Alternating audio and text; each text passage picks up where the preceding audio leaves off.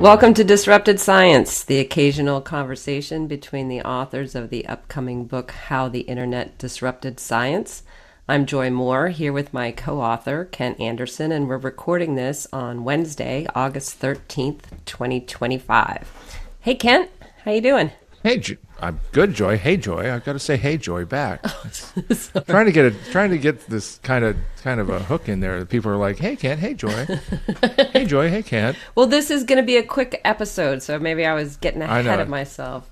That's right. We're going to be a little sloppy today. I'm in a T-shirt too, so it's going to be, it's one of those days. But yeah, so we, it's quick summer kind of hiatus episode this week. We sent out a quick new feature via our Disrupted Science companion newsletter to the Geyser. If you are if you're on the Geyser right now, you can add it to your subscription at no extra cost. And what we're going to do is every week we're going to send out sort of the best links from our text exchanges the prior week. And it's an interesting variety of things, I'll tell you that much. And it's a busy exchange because there's a lot going on, and we're not going to add a lot of commentary. We're just going to send you the links, and you'll be able to follow them and see kind of what we're seeing. Yeah, just a little glimpse into our browsing and reading habits, and a lot of things that inspire us to either write about or talk about, and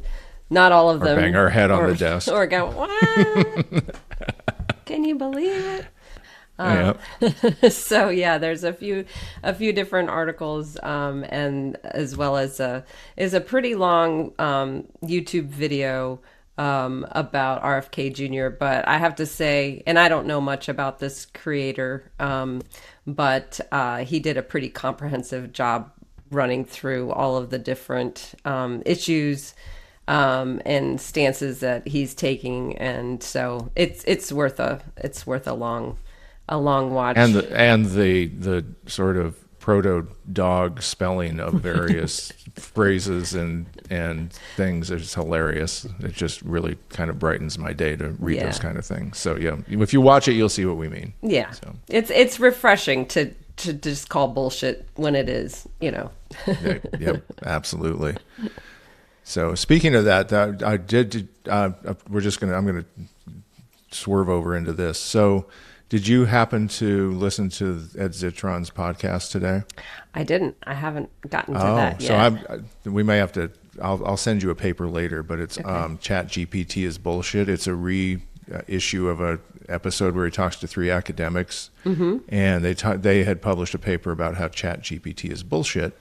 We're gonna have to put the explicit click on this one, but they talk about soft bullshit and hard bullshit, and the soft bullshit is that it's always trying to make you think that it knows what it's talking about, and the hard bullshit is it's trying to make you think that it's that it's an intelligence, that it's something you can talk to and ask questions of and expect good answers from.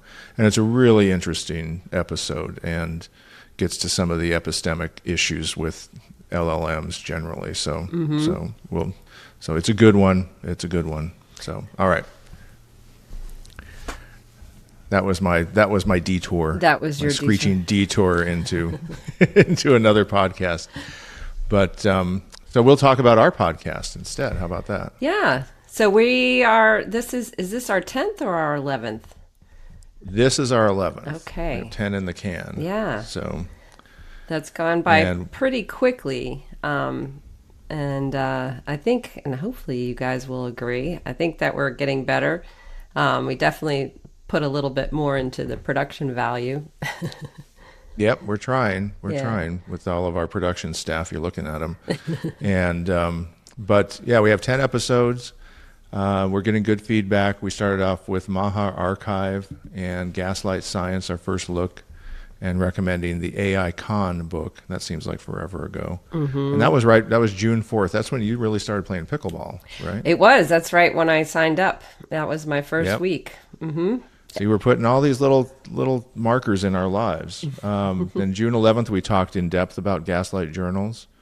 The 18th, we talked for the first time about whether AI is leading us down The Wrong Road. On the 25th, we talked about Substack, Ghost, and the New Gray Literature. Mm-hmm. July 2nd, we talked about what was at the time a terrible week for science, and that seems like a title we could be using again and again at this point.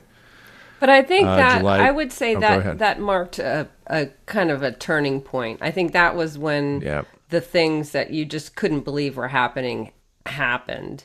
And now Right. we're just kind of getting used to it. Yeah, it's grinding on. Yeah. And I think actually somewhat losing momentum and steam, and I think more people are on top of it, but it's still terrible. We talked July 10th, we did a special quick episode about the NIH trying to disrupt scientific publishing. And then we talked July 16th about sleuths and airing our dirty laundry, and a few other topics.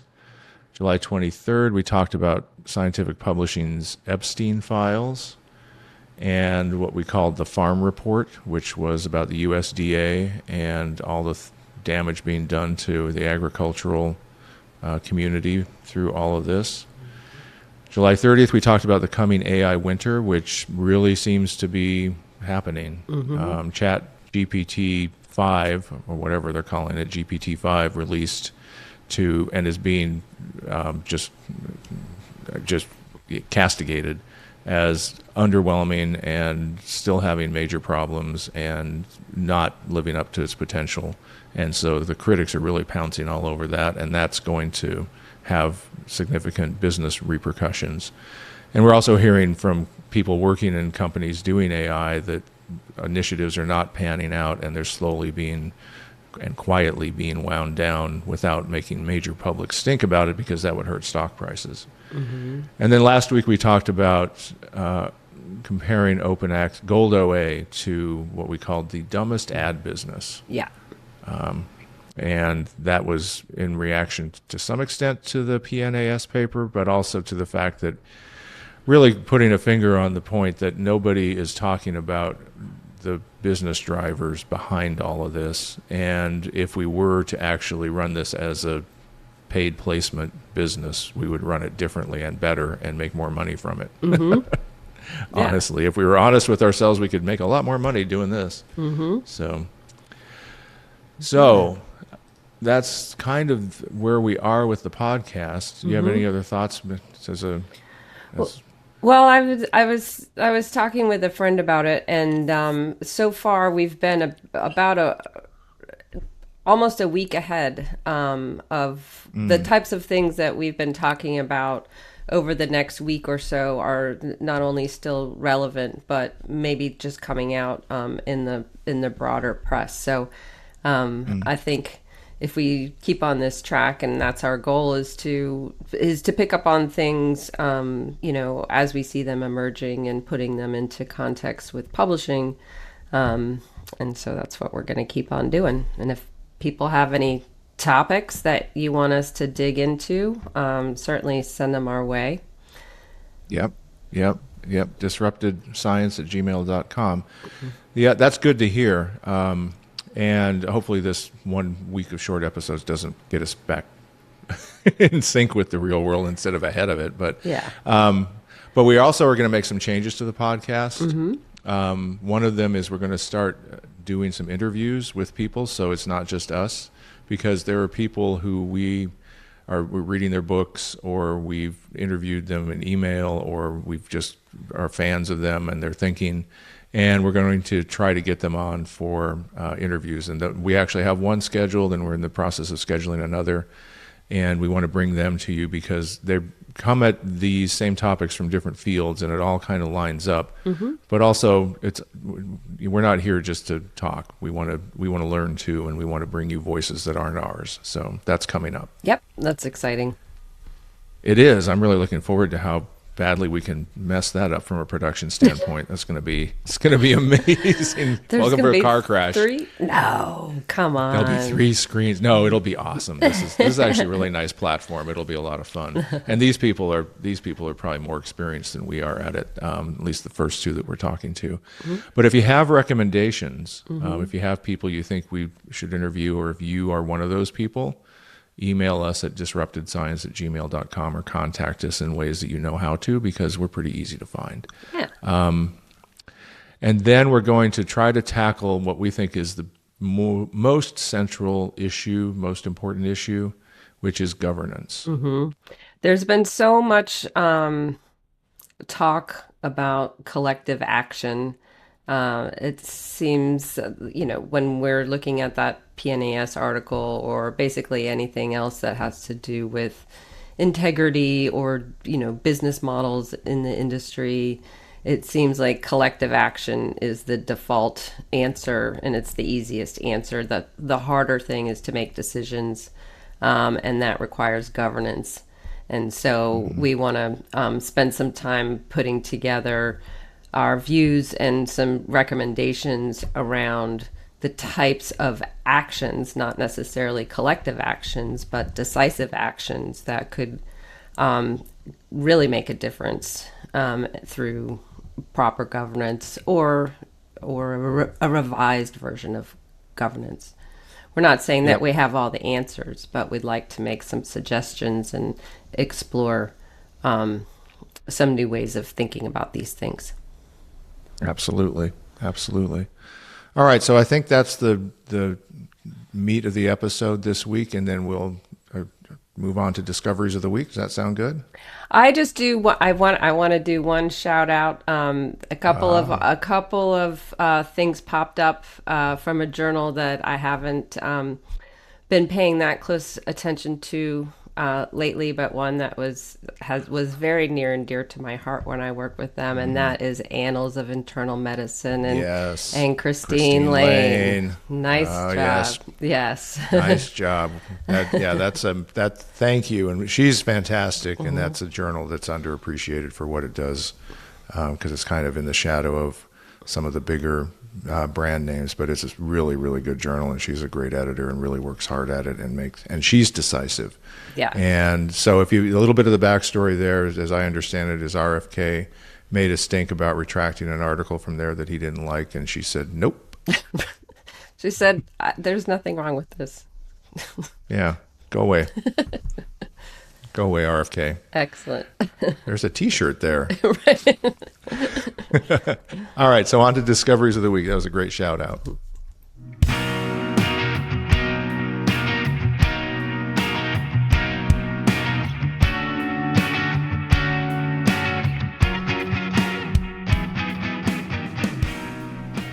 All right, I'll start out with discoveries of the week because I thought this was just hilarious. But you have the funniest one. I do. Actually, you have the funniest one. So mine's funny, in mine's interesting. So, there was an interesting little thread on Blue Sky where somebody said, "What's your favorite food fact that is true but sounds totally made up?" And one was that about half the mushrooms produced across the United States each year are produced in one county in Pennsylvania. And that's interesting. And then the follow-up after that was all of the penicillin in use worldwide comes from a strain of mold that was growing on a cantaloupe bought at a grocery store in Peoria, Illinois in 1942. And I love that kind of stuff, and it led us to have a conversation about interesting genetic strains of rice and other foods, and that led us to your discovery of the week, which was fantastic. The Ludacrisp apple. Which is, go on. Yes. And so there's a wonderful website. If you are an apple lover, or especially if you're an apple hater, if you've got things against bad apples, I've got a website for you. It's called applerankings.com. And it's their tagline is 100% accurate rankings of different strains of apples from best to worst, and the descriptions are fantastic. Such good writing. Yes, so funny. Yeah. But the Ludacrisp apple is one that I don't know if I need to start off on a cross-country journey, where I can find one, because I'm a big fan of the Honey Crisp and the Cosmic Crisp, but I have not yet to taste a Ludacrisp apple, and I think that And it's highly rated. it's I highly mean, it rated. gets really good ratings, right? I mean, that's what was surprising is it actually exists and it gets really good ratings. It's a good apple. Luda. So those are our discoveries of the week, all food related, all genetic, kind of interesting genetic strains that we led us to a discussion about how we forget how important a single scientific discovery can be to changing food, Yeah. to changing how we eat and what's available and how much we have and how resistant it is and all that good stuff. So here's to good strains of rice, cantaloupes in Peoria, and mushrooms in Pennsylvania, and ludicrous apples wherever you may find them. That's right. All right, we'll be back next week with a longer episode. If you have any recommendations or thoughts, please contact us at disruptedscience@gmail.com. And thanks to our friends at Provoke the Truth, for the music. And as always, let us know what you think. All right. Have a happy summer weekend. Oh, what silly sign off? Do we have one? Short episode? What do we do for a short episode? Silly sign off. Oh, it's National Joke Day coming up, I've heard. Do you have any dad? Oh, so do you have any dad jokes at the yeah, ready? I've got a knock joke. Okay. But you start it. Knock knock. Who's there? See, it works. It's great. The perfect dad joke. All right. Bye, everybody. Bye.